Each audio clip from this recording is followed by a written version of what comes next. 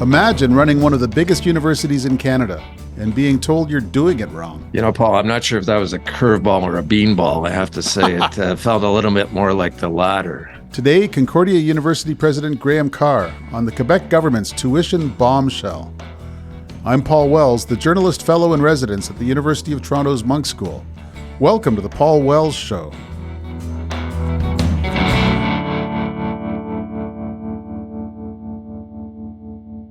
This week you're going to meet Graham Carr, a historian from Montreal, who's the president of Concordia, one of Canada's biggest universities. But what he can't ever forget is that Concordia is also one of Quebec's biggest universities. And because Concordia does most of what it does in English for English-speaking students, sometimes the government of Quebec sees Concordia as a problem. In October, the government of Premier François Legault announced it would double tuition fees for Canadian students from outside Quebec, and will also keep more of the fees paid by students from outside Canada. The new tuition policy applies to every university in Quebec, but it's really going to hurt the ones that attract the largest number of out-of-province students and international students. And it just so happens that the schools at the top of that list are Quebec's English language universities, McGill, Concordia, and Bishops. Carr says the new policy could cost Concordia tens of millions of dollars per year. He says it'll dry up the supply of out-of-province students. Students just simply won't come to Quebec to study at Concordia. He's stuck at the center of a paradox Concordia didn't create. The province doesn't want all of these English-speaking students lying around, but it really needs their money. So this is a look at the complexities of language politics in a place where language politics matter a lot.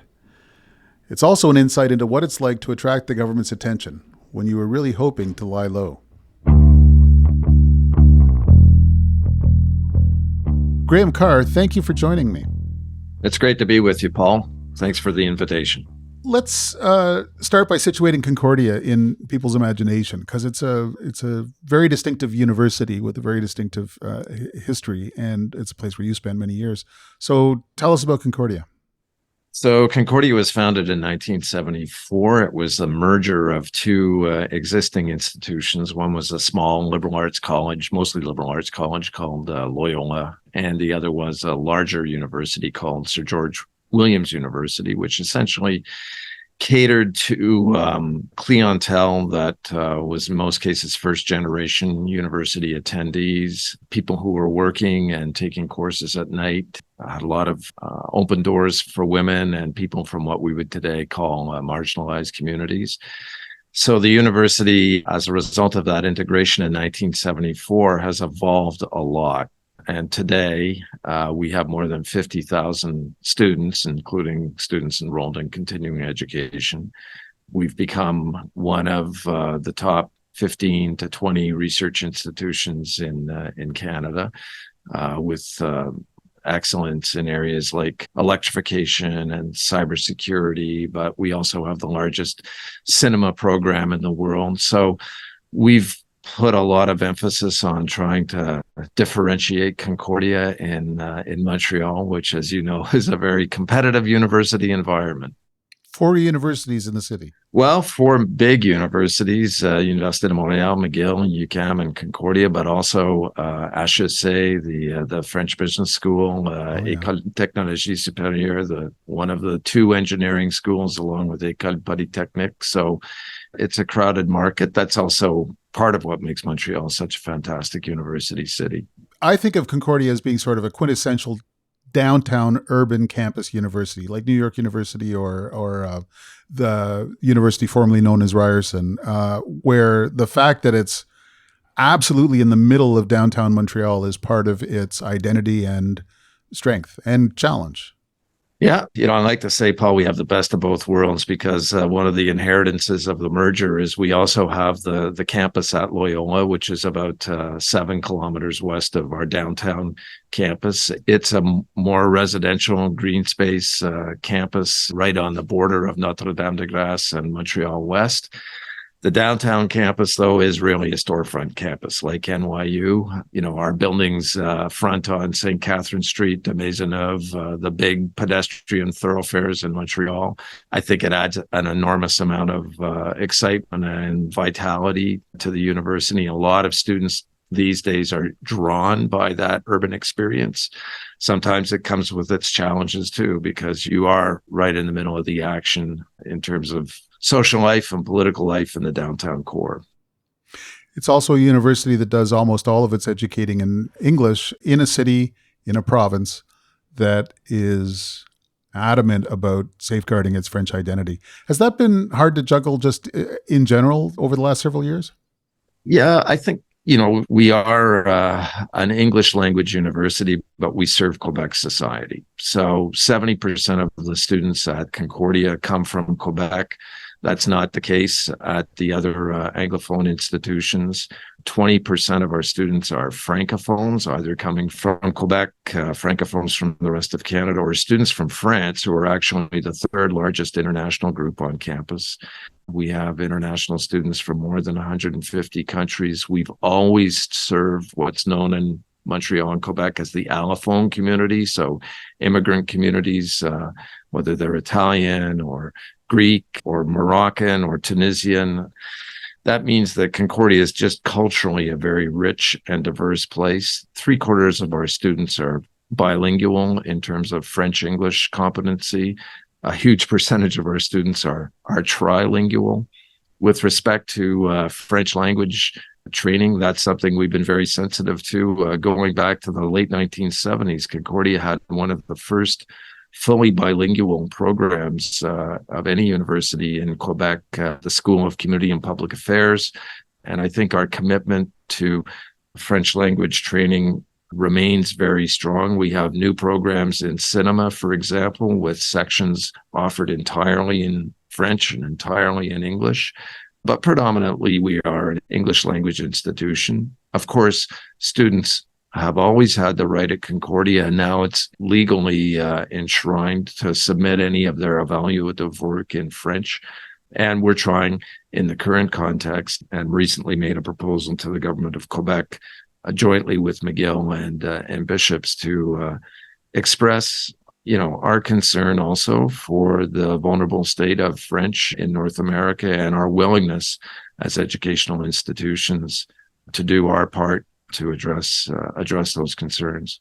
Now, about a month ago, the higher education minister in Quebec threw a curveball at you. Substantial changes to the treatment of tuition fees for students from out of the province, and changes to the treatment of tuition fees for international students. Walk us through that briefly so that we can get a sense of how things changed. Paul, I'm not sure if that was a curveball or a beanball. I have to say it felt a little bit more like the latter. Probably the background on this goes to March, April of earlier this year, when articles began to appear in some of the Quebec media focusing on university funding and essentially making claims that Anglophone institutions were too generously funded by comparison with their Francophone counterparts. I'm simplifying a little, but not too much, frankly. And the minister, who was new in her portfolio and new to politics, was pretty quick to jump on those statements, indicating her concern that there was this inequality between Anglophone and Francophone institutions, and much of which is attributed to the reality that the English language institutions have traditionally drawn a large international student clientele and a large clientele from the rest of Canada. I have to say that, unfortunately, a lot of the information that circulated and seemed to inspire the minister to speak out in the spring was factually inaccurate and problematic. However, the minister indicated that this was something that she wanted to address, had a meeting with the heads of the 3 universities early in the spring. We began the discussion at that stage to say, I think we need to have an understanding of the data around the funding formula. And the minister then announced that she wanted to set up 6 working groups involving officials from her ministry and people from the university to look at the funding formula for higher education in Quebec. And there's nothing unusual about that. Every 7 to 10 years, governments take a look at the funding formula. And then suddenly, really without warning, and frankly, with not much advance notice, I was convoked to a meeting on the 10th of October and told that an announcement would be coming later in the week, suggesting that there would be a significant hike to tuition fees for rest of Canada students and a change to the funding formula for international students. And then, like everybody else, we learned the details such as they were in a Facebook press conference on Friday, the 13th of October. So that was a pretty terrible way, frankly, to get the news. And the news itself was also pretty terrible. And the three English language universities will bear the brunt of the policies announced earlier in October, now almost a month ago, because we are the universities that attract students from the rest of Canada.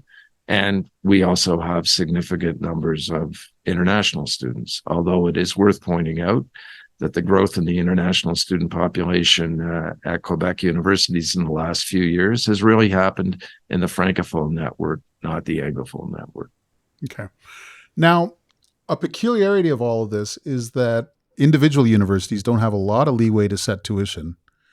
And to the extent they attract students who pay more tuition, whether from out of the province or from out of the country, they don't keep that money. How does that work? You're right. Tuition for the vast majority of students in Quebec is set by the government of Quebec. So there are the fees which students who are residents of Quebec pay, which are the lowest fees in North America. The government of Quebec also sets the fees for rest of Canada students, for students from France and Belgium, and they pay substantially less than what other international students would pay. Students who are in research programs at the master's or PhD level, their fees are pretty much managed also by a combination of government policy and university fees, because we do get a grant for those students. But for undergraduate international students, or for students who are in professional master's programs, MBA, for example, or an MEng, under the existing system, universities had free rein to set tuition for those students, but the government provided no grant to support those students. So the announcement that came on the 13th of October changed the system in two ways. For the rest of Canada students, the government decided that tuition would be raised to a floor of $17,000 a year. It's roughly doubling from where it was. Yeah, for the overwhelming majority of students coming from the rest of Canada, they pay in the neighborhood of $9,000. That's more than the national average and more than they would pay in their home provinces. There are some exceptions, medical, dentistry, law, which are offered at McGill. They are truly exceptional because there's a very small number of students coming from the rest of Canada to McGill medical program. Unfortunately, in the public discussion, the exception tended to become the rule because fees in Quebec for those programs are quite a bit lower than in the rest of Canada. On the international side, and Paul, I have to say, we're a month in. We still don't have anything in writing from the government of Quebec about the policy changes.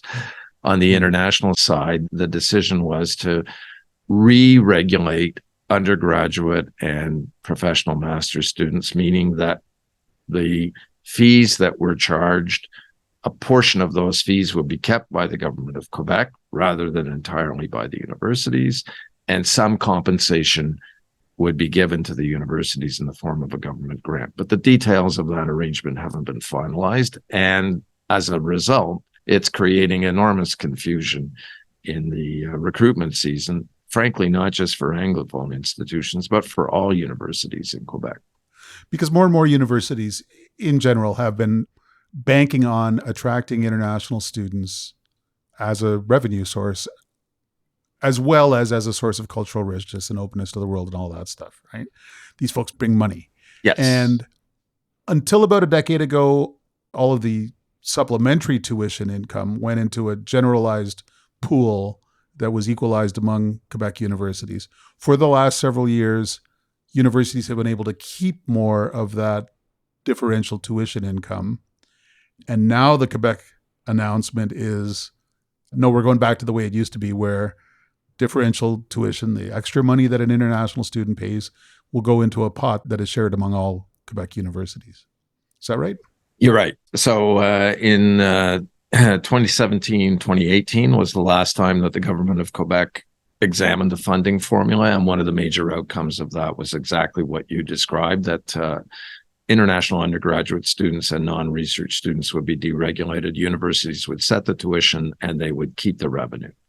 The nuance is that under the current system, with regard to out-of-province students, that form of equalization already exists. So of the $9,000 that a student from Toronto or Vancouver would pay to study at Concordia, Concordia keeps $3,000.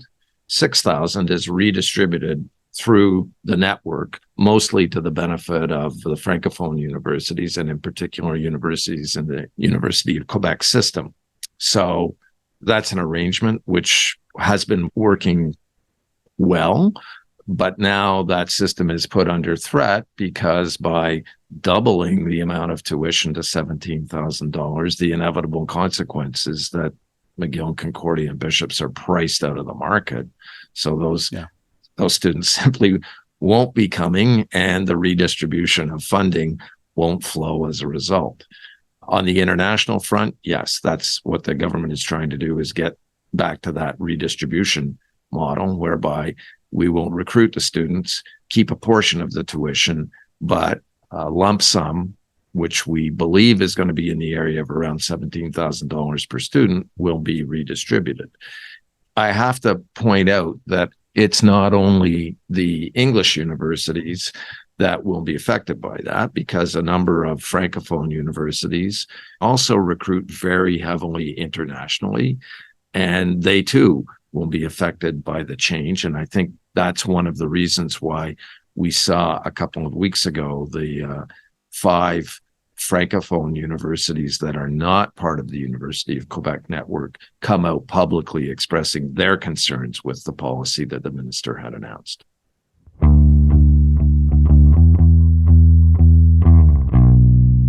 Part of the mission of the Paul Wells Show is helping listeners gain a deeper understanding of the world we live in. Colleges and universities have always played a big role in shaping public discourse as a training ground and platform for many of the country's thought leaders, trendsetters, and policymakers. That's why you should check out Higher Ed Spotlight, a podcast for students, faculty, administrators, and anyone who cares about the future of our colleges and universities. Hosted by Ben Wildavsky, one of the leading thinkers in higher education policy. This series is a valuable resource where you'll hear from leaders, academics, and innovators working to solve the most pressing issues affecting students today. From cost-effective and career-relevant education to how we can equip students for the future of work and everything in between. Check out Higher Ed Spotlight, brought to you by Chegg and produced by Antica Productions.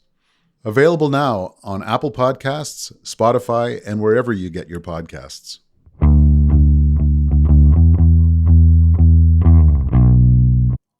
So one of the things that's going on here is that most of the students who can be charged extra tuition, out of province or international students, are coming to Montreal.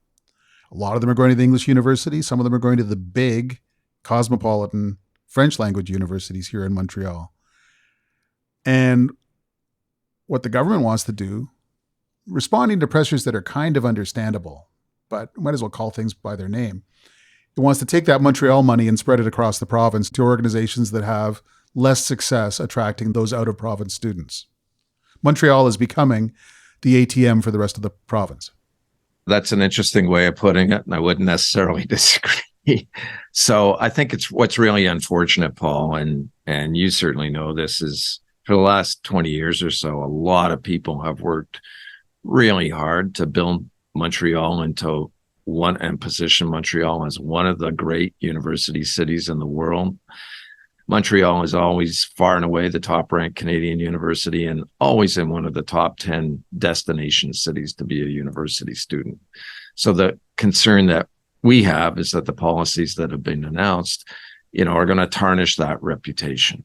And you're absolutely right. I mean, the reality is that although the government has said that it's not right for the taxpayers of Quebec to be subsidizing students coming from the rest of Canada when they do 4 years of studies and then leave. The reality is that those rest of Canada students are actually subsidizing parts of the Francophone university network because of how we redistribute their fees. So there is a bit of that redistribution happening.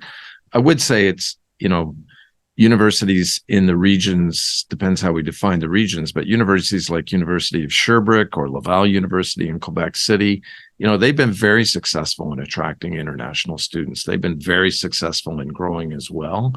So I think a little bit of what we're seeing is not just the Montreal, rest of Quebec scenario, but I think we're seeing the effect of big cities versus smaller communities. And that's a pattern in higher education that goes beyond Quebec, I think. And I guess there's one more piece of this that is not maybe obvious to people who don't follow Quebec politics as much, which is a previous Quebec government tried hard to produce a situation where every student would contribute more to the cost of higher education.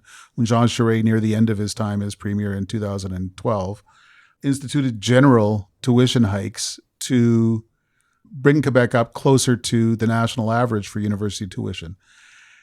And the backlash was enormous. It launched the career of some prominent current day Quebec politicians, those street protests against higher tuition fees. And those tuition hikes were substantially canceled, with the result that the only fresh money that can go into the system has to come from students from out of the province, because the Quebec Society made a decision in 2012 that it sure wasn't going to come from most Quebec students. So that's why there's all of this interest in out-of-province students and international students. Have I got it right? Yeah, maybe I'll just add a couple of points to that to nuance it a little bit. So you're right. In 2012, students were in the streets protesting against the Charest government's proposals with regard to raising tuition. And the end result is that the tuition that Quebec students pay is approximately $2,800 a year. It is the cheapest deal in North America.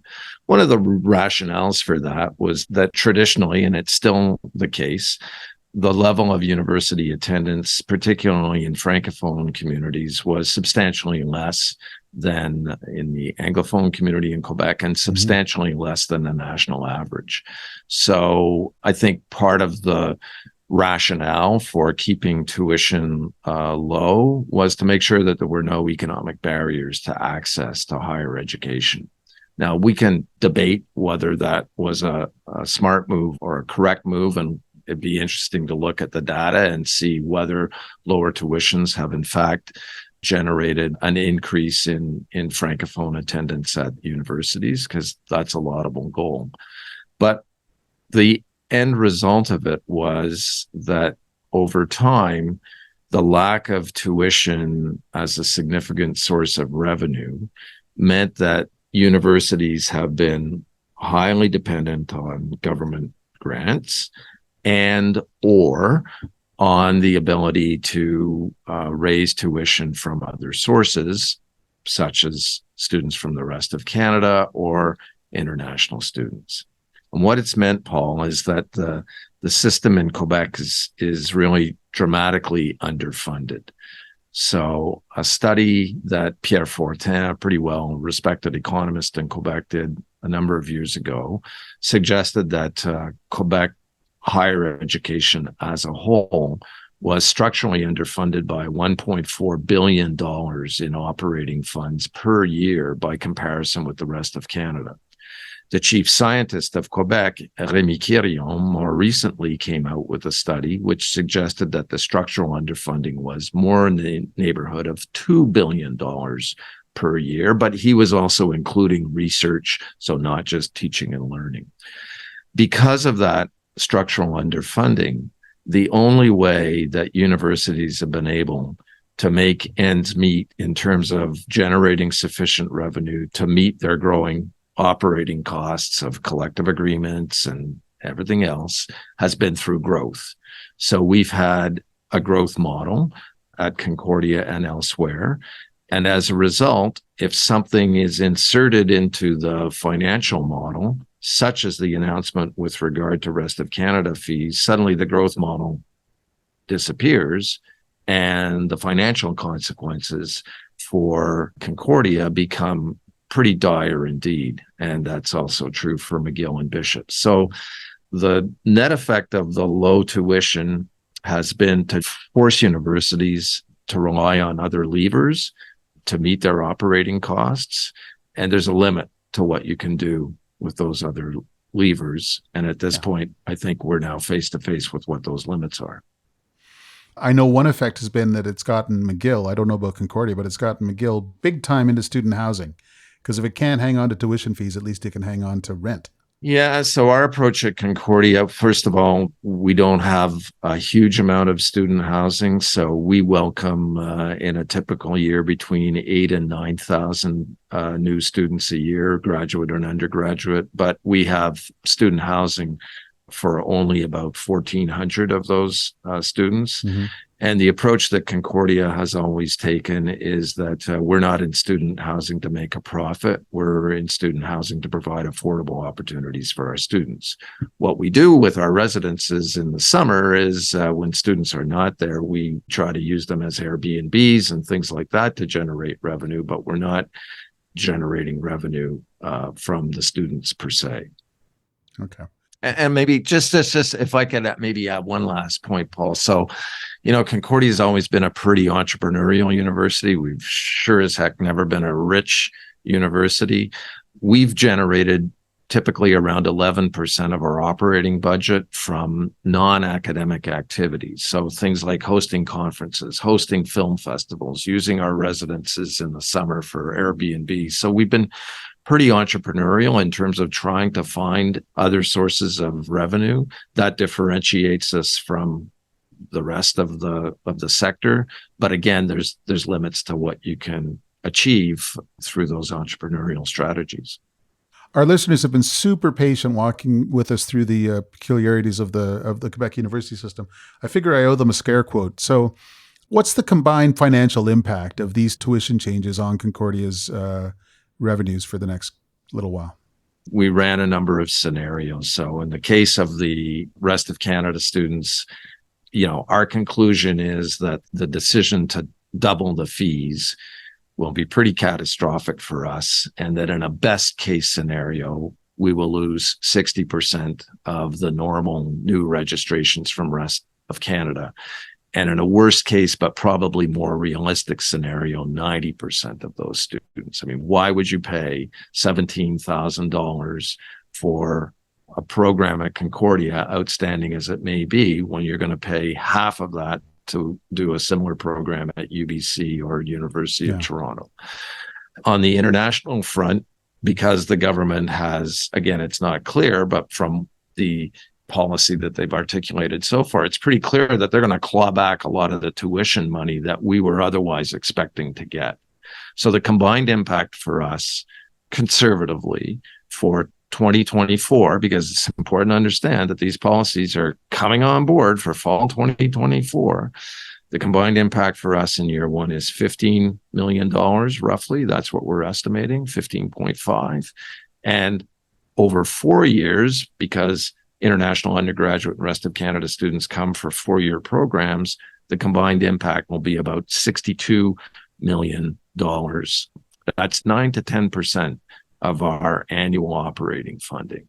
And I don't care what enterprise you're leading, if you're suddenly looking at being hollowed out 9 to 10% of your operating revenue year over year, that's a massive hit.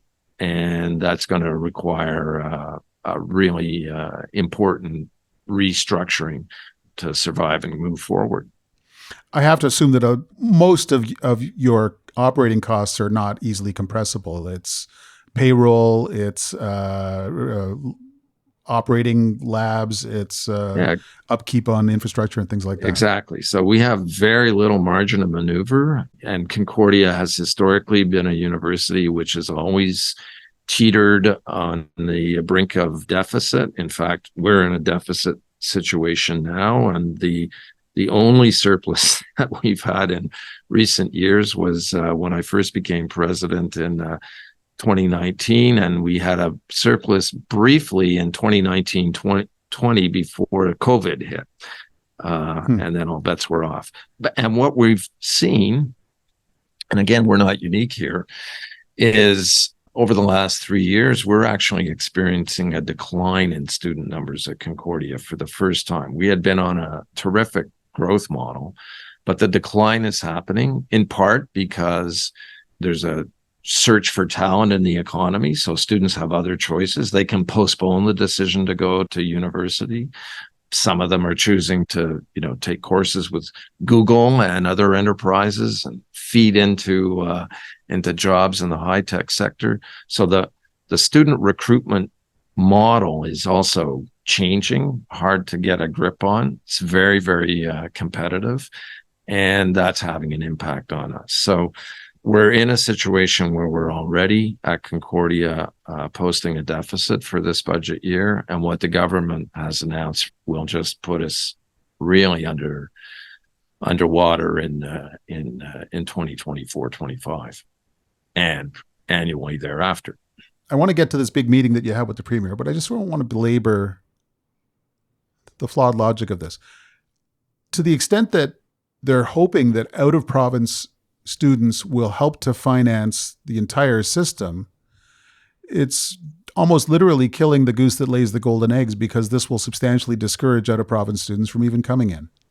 That's the point that we've made repeatedly. And the same is true with respect to international students. So when we expressed our concerns, and by we, I mean the 3 English universities, expressed our concerns to the minister about the proposed change to international students and the fact that a lot of the revenue on which we have come to expect and depend would be clawed back from us, the response was, well, you can simply raise the fees. But the reality is that it's a very competitive market in higher education right now. And at Concordia, when we look at international student fees, we've had a system in place with our Board of Governors for about 5 years now, whereby we peg our international student fees to the universities that we see as our competitors in the rest of Canada. So that's Carleton University, that's Simon Fraser University, that's York University. So we want to be competitive with them. The option of simply raising the fees dramatically to compensate for the government clawback runs the risk of pricing us out of the market. In addition to which, a different minister, the Minister of Support for the French Language and Integration, made an announcement last week that international students studying and graduating from English language institutions would not automatically qualify for permanent residency as students in French language universities would. That, from a recruitment standpoint, just puts another obstacle in our way, because we know in the past access to that easy permanent residency has been a good draw for international students. More than 50% of the international students who graduate from Concordia end up staying in Quebec after they graduate and contributing to the economy. That's the outcome I think we should be working to support. But right now, there's a kind of triangulation of government policies, which seems to be pushing in the opposite direction. So the policy change gets announced. There's several days of uproar. It's been a month of uproar now. It's been a month. Even I did some writing about it and some broadcast pundit stuff on this file. And then the clouds part and you get a shot, because you get a meeting with Premier François Legault and his minister, Pascal Derry, to tell them what your point of view as the English language universities is. Concordia, McGill, and Bishop's, the liberal arts college in the woods in the Eastern Townships. Who asked for the meeting and what did you tell them? So the Premier invited us to the meeting. We received a meeting invitation at the end of last week. I am grateful for the fact that the 3 university heads had a chance to meet with the minister. And not only that, we met with him for an hour. Can I just say it is actually unusual when a head of government is in conflict with stakeholders to actually have the stones to show up and look at them face to face. I don't see a lot of cases of that happening at the federal level. Yeah, so I'm genuinely appreciative of and I think my colleagues would say the same, of the fact that we had that meeting. The meeting was an hour. There was a lot going on in Quebec that day. There was literally a public service strike happening the same day. Major announcements with respect to Hydro-Quebec, one of the flagships of Quebec society, coming. So the fact that the premier took the time to meet with us was deeply appreciated. And I have to say, without going into the details of the meeting, it was a very respectful meeting, and there was a lot of listening on both sides. He explained his concerns, which are not a surprise given public statements that he's made. His concerns, particularly about the state of the French language, especially on the island of Montreal. His concerns about the Quebec economy, but mostly focused on the state of the French language. And so for that reason, we had come prepared with a series of proposals that the three universities have been working on independently over the last several months, and which we qualified as a pretty historic proposal, which was to say that the three English language universities fully acknowledge that the language that's vulnerable in North America is French, and that as higher education institutions and as big players in our communities, there is much and more that we can do as institutions to support the promotion and protection of French. And so we had a series of proposals, most focused on rest of Canada students, which would include, an obligatory course in French, but also a number of pathway programs that would allow students with different levels of French language competency and in different disciplines to have the opportunity over the 4 years that they're here to learn, to improve, or to perfect their French, all with a view that at the end of the 4 years, more of those students would feel totally at home in the fully bilingual environment of Montreal, totally at home and integrated into Francophone culture, and would make the choice to stay here. We're not starting from zero on this project. A lot of the students coming from the rest of Canada either have chosen Montreal because maybe they have family roots here, they've been through immersion programs in secondary schools elsewhere in the country, or they're just excited by the opportunity to study in the one Francophone cosmopolitan city in North America. I look at this is particular to Concordia, but one of our flagship faculties is our Faculty of Fine Arts. We have a really significant percentage of students coming from the rest of Canada to be part of that Faculty of Fine Arts. Why? Because of the cultural excitement and artistic excitement that is the vibe in Montreal, whether it's contemporary dance on the one hand, or whether it's film and Quebec cinema, or whether it's the opportunity to, work for companies like Moment Factory or Ubisoft or Cirque du Soleil. I mean, there's a vibe. There's a reason why people want to be here. So what more can we do to support those students in learning French and integrating into Quebec society? So we really went to the premier in solutions mode, and to say very clearly, we understand the problem and we want to be part of the solution. And I think for the three Anglophone universities to stand up and take that position publicly, that's unprecedented. And I hope that proposal falls on listening ears. So far, the only public response from the government has been 3 tweets from the minister saying essentially, thanks for that. Sounds great. We'll take that, and we'll continue with this tuition scheme. Yeah. So I'm not taking a tweet as an answer to a very thoughtful and detailed proposal. I realize we're in an era of social media, but I have to say that seeing those tweets the other night, it kind of reinforces what I think has been a core problem around this subject going back to last spring, which is a failure to consult and a lack of respect, frankly, for our institutions I'm hoping for better, and I'm hoping for a more serious response from the government and from the premier himself. I know many people interpreted those tweets as meaning game over, the door is closed. But Paul, if you've been looking at Quebec media over the last 36 hours, there is a truly impressive amount of coverage and support for this, including coming from very unexpected sources. So yesterday on television and this morning in an opinion piece in Le Devoir, Jean-François Lisée essentially said, this is an historic proposal.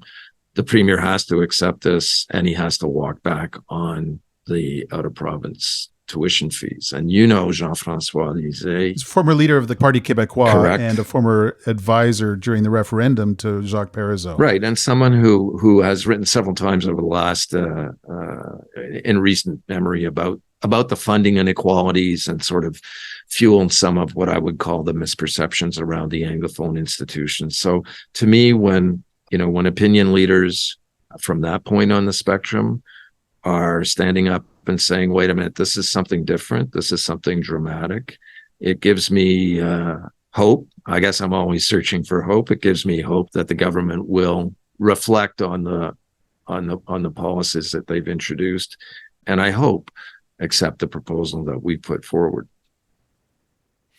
But a lot of the discourse around this whole issue, first of all, there's an eternal kind of dialogue of the deaf. I've heard from some people outside Quebec, from some Anglophone Quebecers, one of these bozos is going to realize that the world happens in English and that Quebec is turning itself into a backwater. First of all, that's an argument for which I have personally no patience. I worked hard for decades to perfect my French, and I myself worry when I'm in downtown Montreal that I hear a hell of a lot more English than I used to. But that is part of the discourse. And another part of the discourse is, I think, a widespread belief among nationalist Francophone Quebecers that nothing that happens in English in Montreal can be legitimate, that the very notion of an English language institution in Montreal is a dead weight on Quebec's aspirations. You surely in your job have to juggle both of those currents of thought all the time. Absolutely. So I have to put this in a bit of a personal context. So, I'm a Quebecer, bred and born. I grew up in Sherbrooke in the Eastern Townships. I grew up in a primarily Anglophone environment, went to school in English, went to CEGEP in English, and then left the province to do my higher education. But I've spent my whole professional career at Concordia. And I would say that over the long period of time that I've been here, what's happened at Concordia represents for me a really striking evolution that people on both ends of the spectrum that you just described either are unaware of or refuse to countenance and refuse to believe. This university has become far more bilingual, far more integrated into Quebec society in 2023 than it was in 1983 or 1993. As I said, 20% of our student population are Francophone.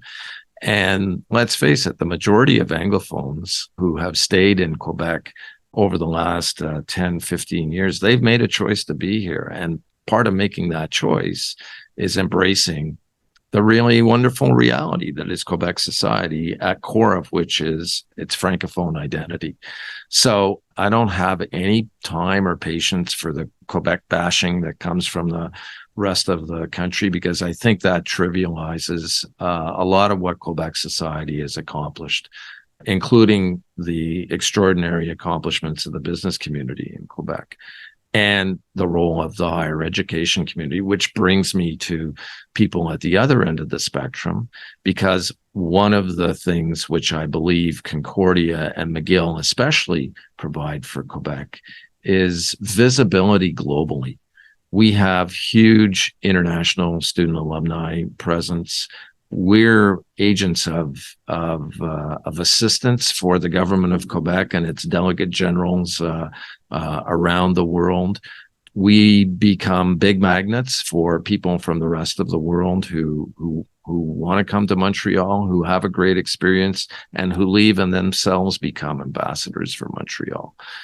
it's true that a lot of the work of the world is done in English right now. But I think the delicate choreography for Quebec is to understand that, but without losing sight of the fact that you have the right and you have the responsibility and you should have the desire to protect French as well.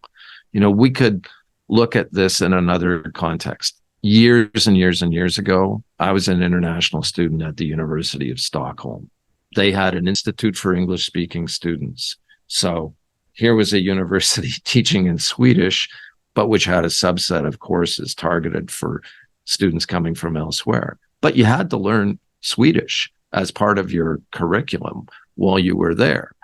And I think, for people living outside Quebec, it's difficult sometimes to understand that minority experience of being Quebecois in North America and having a tsunami of English culture coming at you from Netflix to whatever, which younger generations embrace. And I think this is another key part of this, Paul, is that there's a generational dimension to the conversation that's happening in Quebec right now. I think overwhelmingly the students who are the 18 to 24-year-old cohort, they're pretty at ease either way in French or English. This is not for them the number one social issue of the time. And that adaptation to different cultures, that adaptation to different languages, that's happening every day in Montreal. And that's good for Montreal. But you can't lose sight of the fact that this is predominantly a Francophone society and that the essential Frenchness of Quebec is, it's one of the things that makes this a rich place to live. That's probably a good note to end our conversation on. Graham Carr, thanks so much for being so generous with your time and letting us know what's filling up your days these days. Thanks, Paul. Thanks for your interest.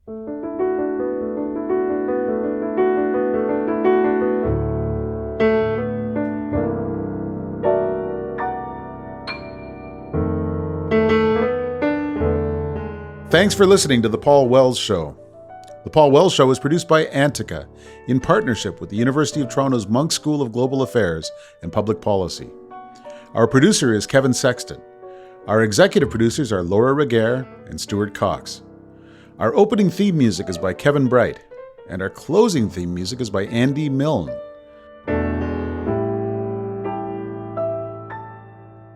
Go to paulwells.substack.com to subscribe to my newsletter. You'll also get a premium version of this show with bonus content. We'll be back next Wednesday.